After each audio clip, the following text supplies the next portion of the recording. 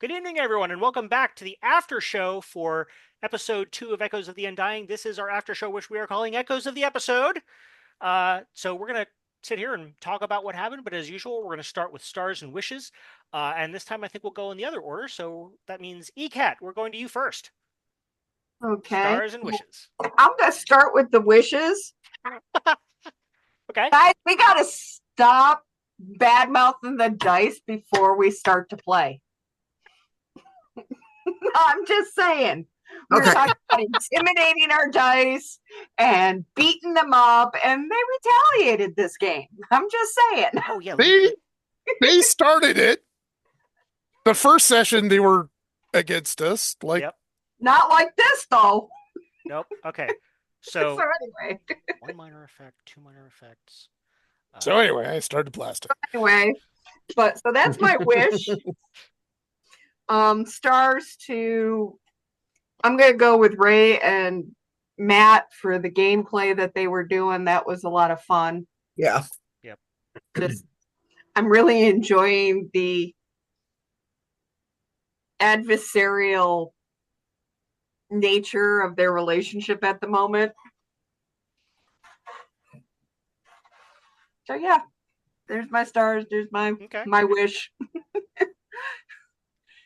I'm very curious to how badly we really did roll this game. So the final numbers, and again, Devil's Bargains are not involved in this because those aren't recorded.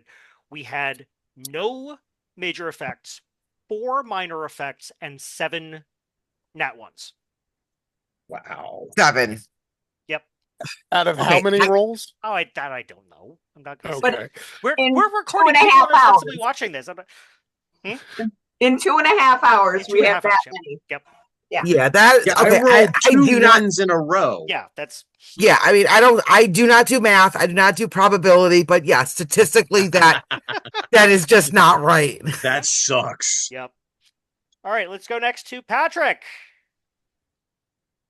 All right, let's see. So, for stars this week, I would like to give one to ECAT. I thought she did a wonderful job of continuing to develop her character, not just as, a foil to Hayward's mayhem. So it's, she's working on giving us more and more of her character, and I'm very glad about that. As far as wishes go, the dice utterly betraying us tonight. The fact that we survived that, I'm quite impressed with.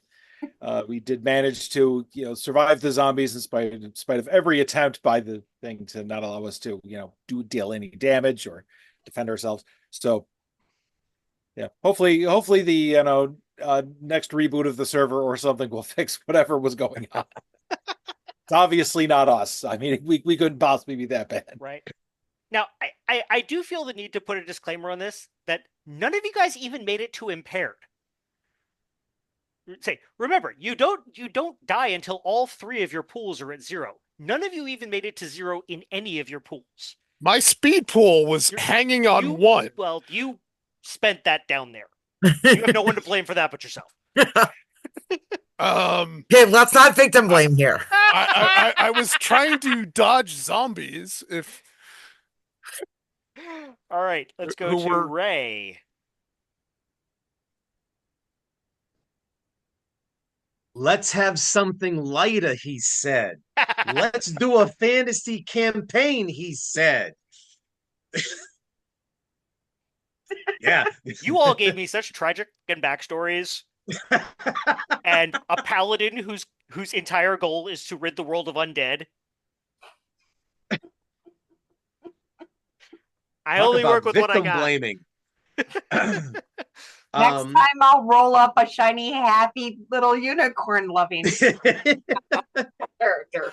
I don't believe that in the slightest. I'm going to start giving the entire everybody on the rack gets a star simply because of how we're coming out the gate is almost opposite of what we did for Claim the Sky. We are way more into the character. We are definitely more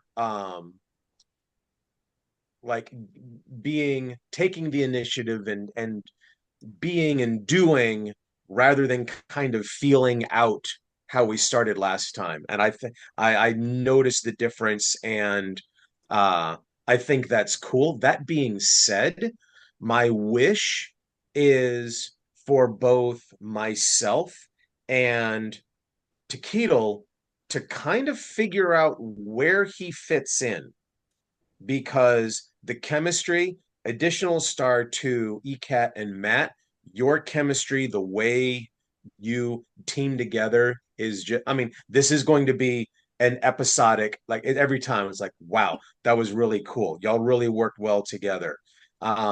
Zell, Patrick, you're like, everybody's doing good role playing. Everybody's doing a really good job. Um, I'm kind of wondering, like I still feel like I'm feeling my way out. I'm doing the thing, but like fitting in the chemistry with the group. And I know that part of that is because it's been we're having to assume 9 to 12 months, and we haven't experienced 9 to 12 months. So Yeah. I'm trying to catch up on that. And I'm sure we'll get there. It's just something that's I am being more acutely aware of given my character and his history and quirks, as it were. Okay. So and then, dude, Trevor Star, you are taking the reins. We have an idea of how you are going to run this thing, and it's going to be a little bit wilder, but we know that we're going to get there in the end. And like, really nice job with the Devil's bargain.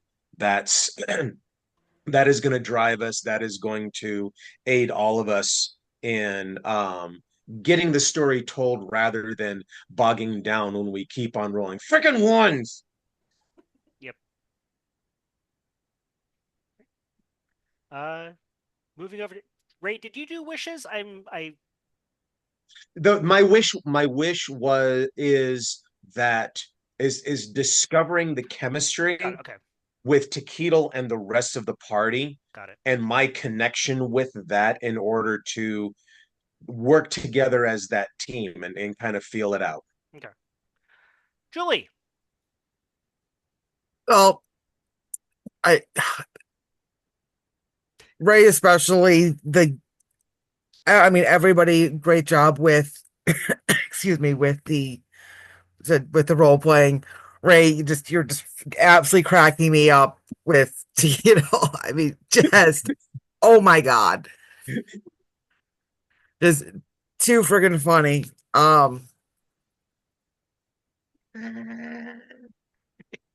Trevor, of course, I never quite know what to expect, but I'm really, really enjoying the Devil's Bargain and just kind of just letting me, letting my character kind of go with like, okay, well, let's see what happens and not try to overthink or overplan stuff. Um,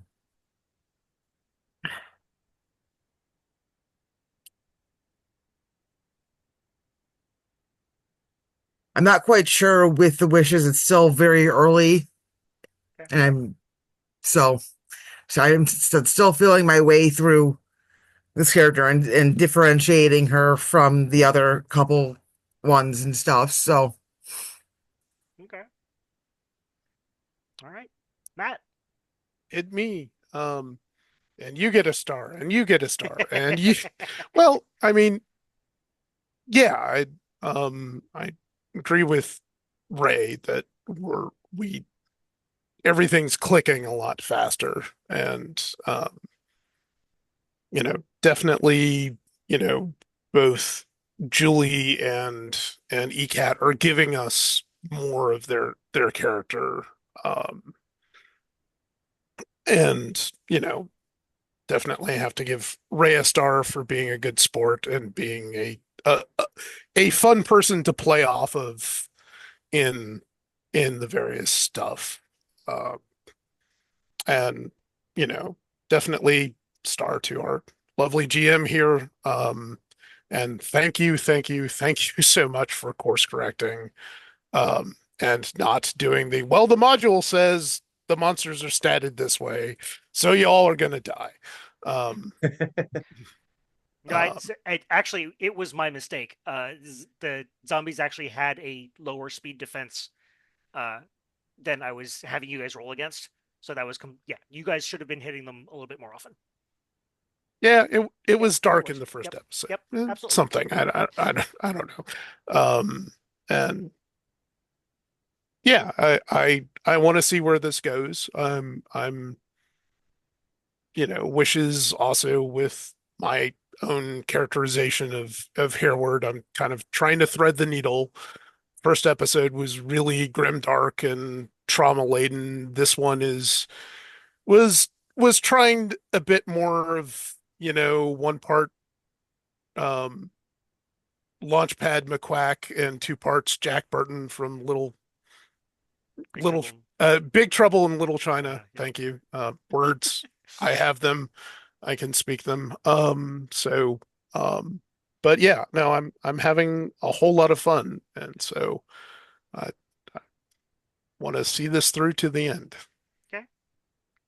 Um, so for me, first of all, a star to all the players for going along with some of the rules tweaks that I've been doing, especially the thing about because we're doing in-game XP versus advancement XP for those of you watching, and they just got their first advancement XP tonight. And I know it feels like hamstringing a little bit, but I also don't want us to power through the levels and actually have time to expand the story as much as we feel like we can. Um, for in-game stuff tonight, um, I think, everyone was brilliant. Everyone had, uh, you know, shining moments. Everyone played their character very well. But the star, I think, goes to ECAT for just the little things. You know, you sit down and go into meditation while you're waiting at the spring. You know, the it's the little details that you are bringing to Zahar's worship of Arashki that make that feel real. And that's, you know, and again, everyone is making their characters feel real. Don't think that, this is not sin by, this is not, exclusion by omission. But you have knocked it out of the park. So thank It you for came that. full force when we started doing character creation, and I just got to do what she tells me. Yep. She's doing. Yeah, no, it's The voices in our heads, Right? yeah. Well, I mean, and this isn't a competition. Like, Yeah. No, no, absolutely. Yeah. one of Right, us wins, we all win. Yeah. So right. it's no, you've been fantastic with that. Those, you Um, know, Thank you. as far as wishes, I kind of want us to tighten up combat a little bit again. Um, and I have some ideas about that, and we'll talk about that once the after show is over. Um, yes, no, there is no super secret second after show. We promise. It's just us shooting the shit after this one's over. Um, but yeah, wishes. Um, I'm going to wish for some theory craft for what's going to happen with the spring, so that I I can guess. springboard off of your ideas rather than just, this is what I have in my mind. I want, I want you guys as players to have, input on how the story goes. So that's my real wish. So let's theory craft. um, what do you guys think is going to happen with the spring? What is the convergence going to bring us? well, I mean, it could get biblical real quick there, you know. Hmm. Rain of blood, Mm, pools, cats and dogs living together, anarchy. I don't know. we've already got Uh, gnomes and ducks living together, so yeah, Yeah. yeah. Well, Yeah. that. I mean, I was repressing the intrusive thoughts of having Hereward take a swim in the sacred pool. Um, which still may happen because I'm gonna have to think about this for the next 2 weeks. I may actually give you an XP if you do that. well, there is something bubbling up from the bottom, so he may, get in his little pointy beaked mind that there need to be something to happen with that. I don't know. Well, I find it interesting now that you've mentioned it that so we're talking about the changing, the fading of one color to the other, and what has just transpired. And I say just, clearly it's happened, but something that new has popped up is that the undead forces have been taking, or some forces have been taking the forms of, like, body snatchers. So perhaps you will have the homeless, uh, um, formless spirits seeking to assume the identity of others in order to advance whatever sinister deeds of the undead. Oh, I've got a really bad theory craft to work from. Go for it. From my love of Ursula Le Guin's work.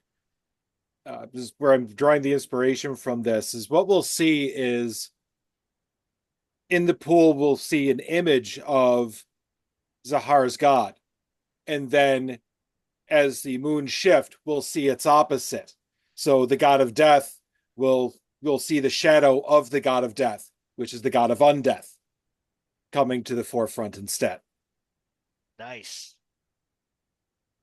That one may have to happen. That's a good one. I like that. And I'm kind of thinking that maybe this might also do something with Celestials adding to power, or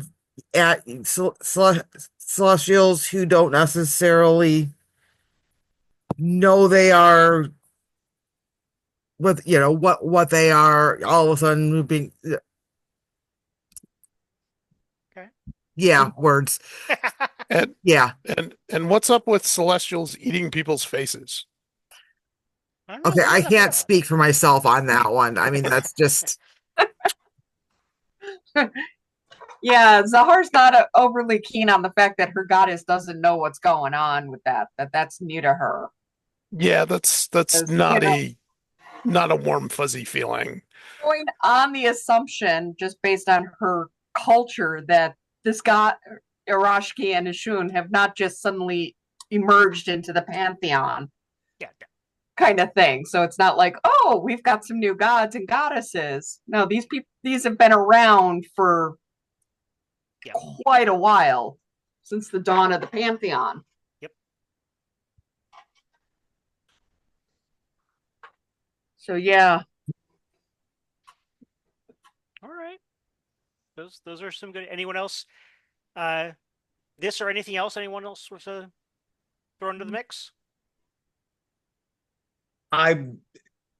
So this seems, just because of the backstories that you've gotten, the way you're crafting the stories thus far, is very much centered around Zahar and the meaning of all of this and all the moons and everything like this. So I guess this ties into one of the wishes, like, okay, I mean, gnomic culture has their own stuff.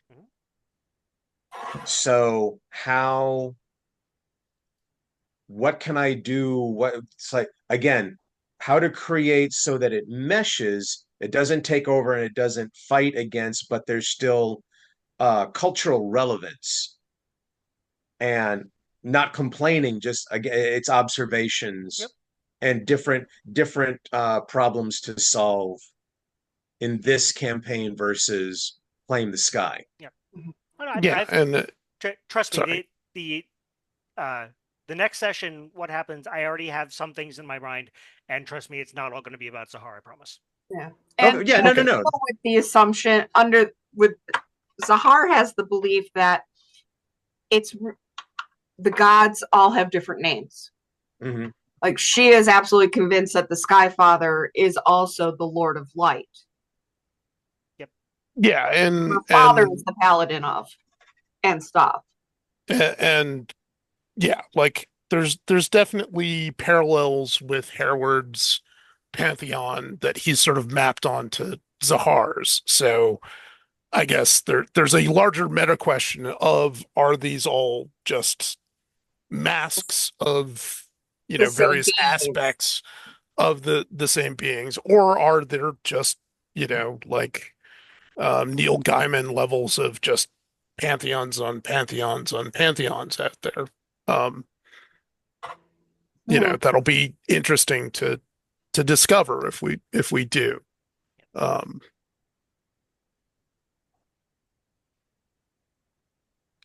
Yeah. Yeah, I think it's going to be interesting to see where Trevor takes us. yeah, it'll be a ride one way or the other. I hope so. All right. Well, I think with that, we're going to call it because we're all old and need to get some sleep. So, again, if you've liked what you've seen, feel free to like and subscribe. In your algorithm. Yep. We did hit 200, which was awesome. So thank you all for that. No, seriously, I would love to hear input from our viewers. What you liked, what you didn't, what your theories are. So please put those down in the comments. And we will see you in hopefully 2 weeks. God's willing, and the creek don't rise. In the meantime, for Matt, Julie, Ray, Patrick, and ECAT, I am Trevor, the Vitruvian People. Have a good night, everyone.